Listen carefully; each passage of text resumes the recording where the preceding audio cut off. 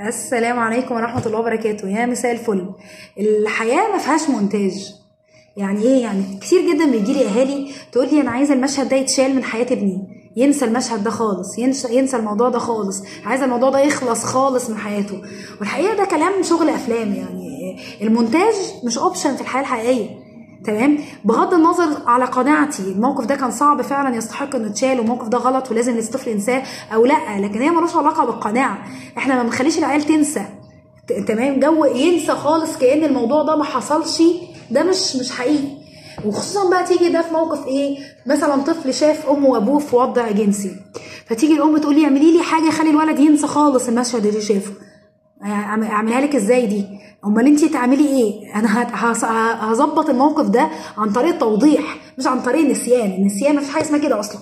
تمام، او تيجي تقولي انا عايزاه ينسى خالص مشهد القطه ماتت فيه قصاده، القطه اللي كان بيحبها وبيربيها ماتت فيه، او مشهد وفاه جدته، او مشهد وفاه العصفوره اللي كان بيربيها، او مشهد كذا. يعني ايا كان راي الاهل بيبقى قصدهم خير ان الطفل يعني ايه يشيلوا الخبره المؤلمه من الحياه. لكن هي الحياه باكج على بعضها كده، الحياه باكج بالمؤلم فيها، بالاخطاء، بالحلو بالوحش، زي ما هي كده.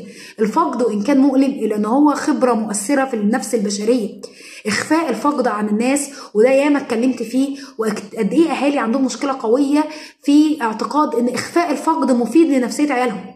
فيبقى مامتها توفت ومش قايله لابنها ان تيتا توفت، ومفهمينه ان تيتا عيانه مثلا. تمام، يبقى مامته توفت، مامته يا بني ادم، وكروتوه كده، اصل هي عيانه، اصلها في المستشفى، اصلها سافرت، وفي الاخر ايه، اصل ماما راحت عند ربنا، خلصنا كده. فين الخبره اللي مر بيها الطفل؟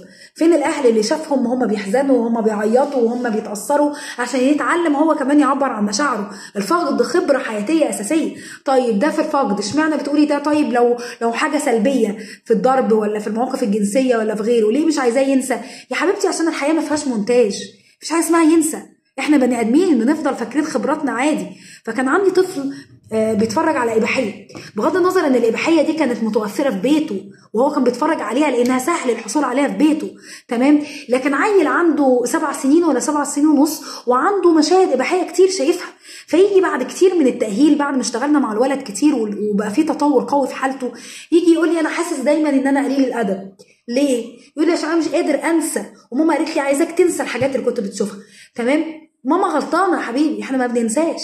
هينساها ازاي يا حبيبتي؟ فتقولي انت قلتي للولد ان احنا ما بننساش. ايوه عشان احنا ما بننساش يا ماما، هننسى ازاي؟ دي ذاكره عادي موجوده في دماغ البني ادمين، بينساها ازاي يعني؟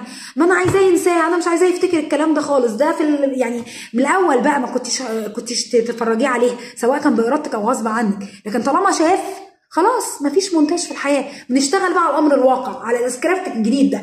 طالما شاف بنشوف بقى السيناريو الجديد ايه ونشتغل على اساسه. تمام، وفقا للمستوى اللي هو شافه.